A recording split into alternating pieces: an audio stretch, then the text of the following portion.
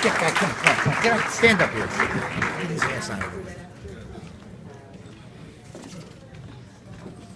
You go. Stand wherever you want. Get the picture. Okay, good. We're your family. Good. So, good evening, ladies and gentlemen. Father, the Lord said the last shall not be least, right?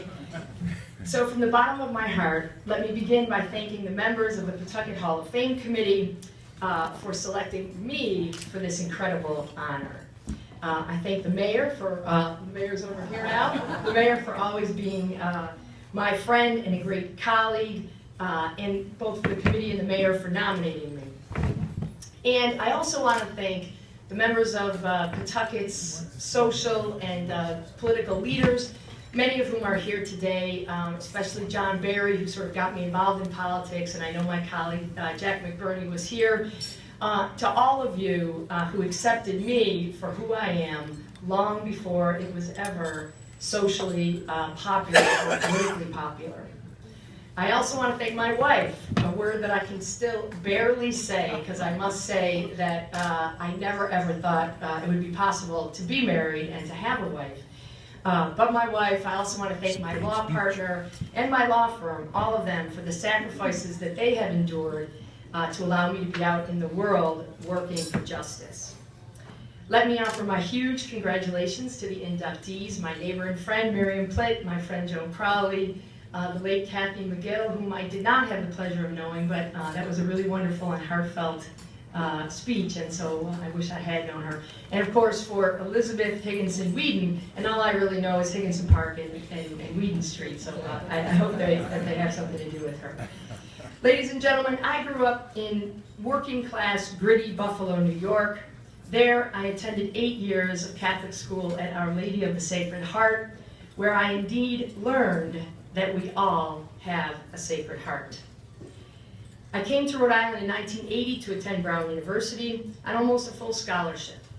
While there, I discovered a then very disturbing fact about myself. I discovered that I was gay. I was actually startled by the discovery. You see, I grew up in a staunchly Catholic family, one where my father didn't go to church every Sunday. He went every day. Back in the 1980s, I must admit that I thought gay people were quite weird. And I couldn't understand how this had actually happened to me. Here I was, the only girl in my family with 3 older brothers, and I was the apple of my parents' eye. I was the one who got to leave Buffalo to go to Brown. How did I, the lucky one, turn out to be gay? You see, when I graduated from Brown in 1984, I had no idea what I was going to do with my life, but I knew one thing I wasn't going to do, and that was to go back to my Catholic family in Buffalo. So after I graduated from Brown, the truth is I sort of slid down the street from the east side to Oak Hill, and somehow, from gritty Buffalo to plucky Pawtucket, it just felt right to me. And ironically, as I reflect back, the same forces that initially haunted me, my family and the Catholic Church, were in the end the very sources that sustained me and inspired me, giving me the courage to come out of the closet and live authentically. I am blessed with an incredible, wonderful family, many of whom are here from Buffalo, New York tonight. And when I started coming out to my incredibly Catholic family, and let me tell you, we are like of the staunchest breeds, okay? We are Irish Catholic and Polish Catholic. But I must admit that I was overwhelmed by their loving response. Though they didn't really understand it either, and back then, they too all thought that being gay was pretty weird.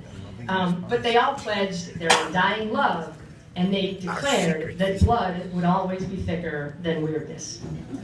My brother Tommy, who's here tonight, even threatened to beat anybody up who would ever hurt me for being gay. My mother, who is here from the nursing home, was the first person that I ever told, and she swore it was a phase, but always pledged to her unconditional love. And my father, whom all of us adored, sadly died of Alzheimer's disease in 2005. And I must admit that I avoided telling my dad that I was gay until he started losing his memory, and then he kept forgetting about it. Today, My mother embarrassingly brags about me in a nursing home. And last year, when I was in the press sometimes for the work on marriage equality, she would say, you know, I love that you're on TV and in the paper, but do they always have to mention that you're gay? Ladies and gentlemen, Rhode Island bravely enacted marriage equality last year, becoming the 10th state in the nation to do so.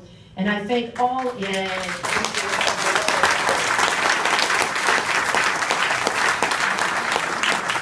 And I thank all of the courageous souls who worked on this issue for nearly 20 years. Victory has many parents, and I always say, so many worked so long and so hard. I thank my wonderful Senate colleagues, many of whom are here today. They were always respectful and kind and helpful. I thank you all for your friendship and collegiality, and especially for the 26 votes that got the job done. I need to give a special, 26 votes. I need to give a special shout out to my good friend, the Majority Whip, Mary Ellen Goodwin, who is here with us today, who actually did a little massaging of the Senate sponsorship and seniority things to allow me to be the prime Senate sponsor of that bill. And I definitely need to give credit to my former colleague, Rhoda Perry, who carried that torch for many, many, many years. Ladies and gentlemen, today 35 states have marriage equality, and the United States Supreme Court's recent decision powerfully anointed the tide of equality that is sweeping our nation. This bodes very well, and I hope that soon we are all able to embrace what I would call another golden rule, and that is one that says we should all care more about the depth and quality of our love than the gender of the person whom we love. Love is the most powerful force on earth. Then each day we have the opportunity to share our love and give the gift of our own authenticity. Like love, authenticity is irresistible. And perhaps we all struggle with authenticity. Perhaps each and every one of us has a closet to come out of. Whatever our vulnerability, whether it's that we're gay, or that we have been abused or arrested or addicted, whatever our personal closet, it seems to me that the old adage is correct. The truth will set us free. I thank God for Kelly Kars, for the freedom to marry her, and for all the freedoms we enjoy living in the greatest nation on earth. Thank you all for this incredible honor.